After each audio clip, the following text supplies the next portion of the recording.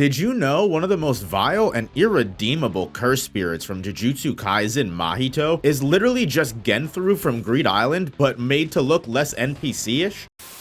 Okay, obviously, I'm being a little hyperbolic, but these two characters do have a lot in common. Almost to a degree where Genthru was almost undoubtedly the direct inspiration for not only Mahito's curse technique, Idle Transfiguration, but his entire soul manipulation gimmick as a whole. Mahito is a character that brings out Gege Akutami's love for drawing hands in a truly macabre way, putting a character into existence that, with simply one touch of their palm, your entire life is forfeit. Wait, I definitely have seen that before.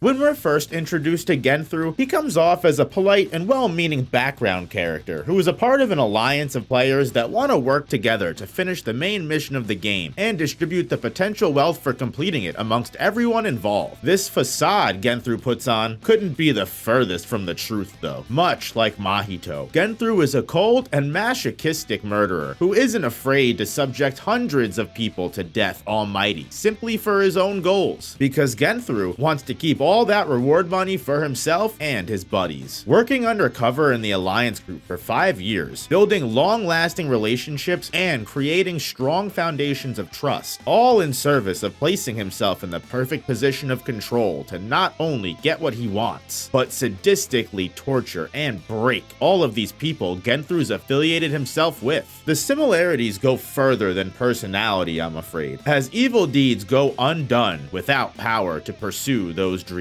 And this is where the hand hand fascination begins. Almost to a T. Like Idle Transfiguration, the most dangerous part of Genthru are his hands, embodying the term touch of death, and carving out a space for even grander heights to be reached in characters like Mahito. Genthru's two Nen abilities both revolve around the form of touch. His first technique, known as Little Flower, allows Genthru to imbue the palms of his hands with explosive aura, and upon contact with his target, Genthru forces whatever part of his enemy's body he touches to blow up, and if not properly defended against, this damage can be irreparable. This is used to delete victims by grabbing hold of their face, a common trait it would seem, as well as makes Genthru a humongous threat in combat, as in his fight with Gon, the battle primarily focuses on Gon avoiding Genthru's palms, and even from just one attack landing, Gon lost an arm and almost completely severed the other one. The parallels between Genthru and Mahito when it comes to hand-to-hand combat are unmistakable, with multiple panels of the two characters infusing energy into their hands, and how all of their fights completely focus on the enemy finding ways around getting one-tapped by their overpowered technique. Gon and Genthru's fight specifically heavily reinforces this comparison when you look at it next to Yuji vs Mahito's themes and philosophies. But before we get into that, Genthru does have one more Nen ability that relates to Idle Transfiguration. If the Bomber's ability ended there, I wouldn't even be making this video. But another clear inspiration in Mahito's character and power is a specific moment in Genthru's story that displays his sinisterness, but also how calculating his evil deeds are. The Nen technique, Countdown, is Genthru's secondary ability and plays into his Oscar-worthy performance throughout his traitorous 5 years in Greed Island. What actually took so long was carefully implanting this countdown power onto each and every one of his teammates. Powerful Nen requires in-depth contracts and conditions, which also takes time. The Bomber is a nickname given to a serial killer rumored to wander Greed Island. Obviously, the Bomber is Genthru, who has been secretly murdering people here and there throughout his time hiding in plain sight. However, it's no accident that his kills are generating publicity and rumors. In fact, this plays right into the Nen conditions of Countdown. 2 requirements, both done in no particular order, which makes it even worse. 1. Genthru must touch his target directly while saying the word Bomber. 2. Genthru must either verbally explain his Nen technique or visually demonstrate it. For 5 years, Genthru strategically not only had all of his teammates witness the brutal way his bombs could kill people, Genthru able to do this by remote activation since he could detonate Countdown at any time or location he wished by creating buzz buzz around this bomber character, Genthru manifested an easy to bring up and unsuspicious conversation topic, allowing him to continually spread the sickness further and further, unbeknownst to anyone else. Countdown is essentially a remotely detonated bomb 10 times stronger than Little Flower that begins countdown and also explodes on Genthru's command. There is a timer attached to the bomb that not only adds to the victim's stress, it counts according to the wearer's heart rate, meaning all of that anxiety just leads to a faster death. The bomb can be defused by touching Genthru and saying the words, "I caught the bomber," before time's up, but this is most likely an added condition in order to properly set up the Nen power, and not a trait of Genthru's mercy. If anything, countdown as a technique only further proves Genthru's disconnection to humanity, showing he relishes in causing anguish in his victims, considering the fact this even manifested in an ability purely reliant on the distress he creates in the first place. All of this sociopathy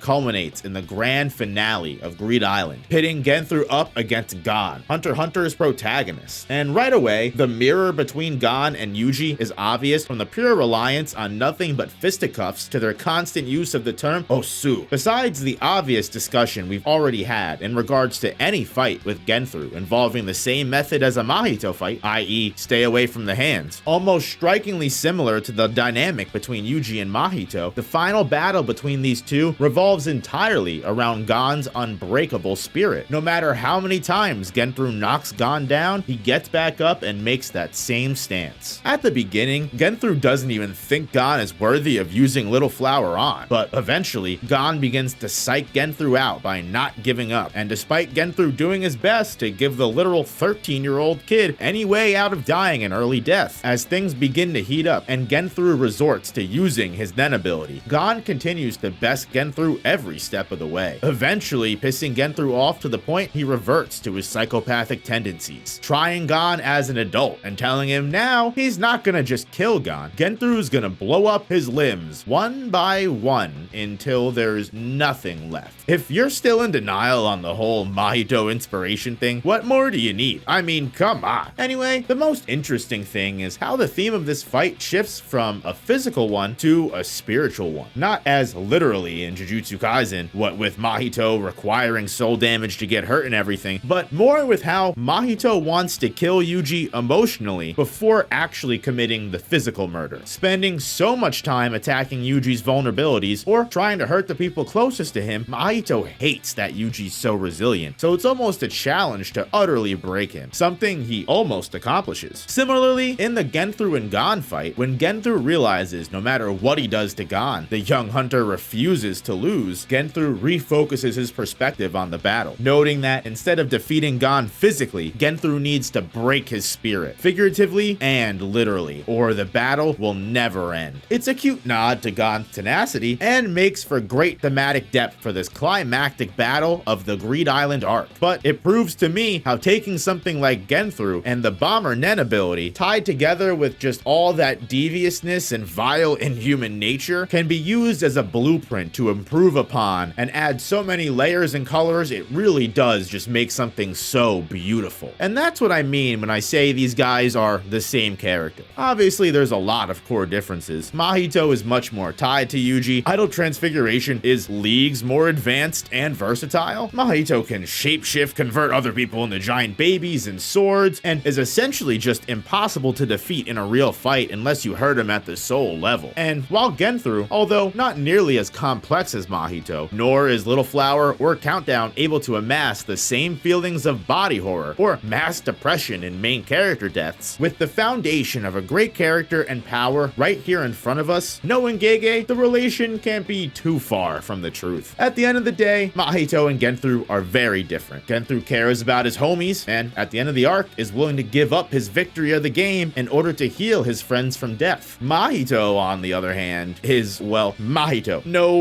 redeeming qualities whatsoever. One thing is funny though, when it comes to both Mahito and Genthru finally facing their own versions of left, right, good night, it is cute how the two of them, both manipulative, evil fucks who have played with people's lives, aren't the least bit above crying and begging for their lives at the end of it all. If you made it this far into the video, please hit me with a like and subscribe if you want to continue seeing more content like this. I just got through Greed Island and I'm super excited to read through Chimera Ant next. Hit an end screen video if you'd like to continue your binge, and thank you very much for watching. I'll see you guys in the next one. Peace.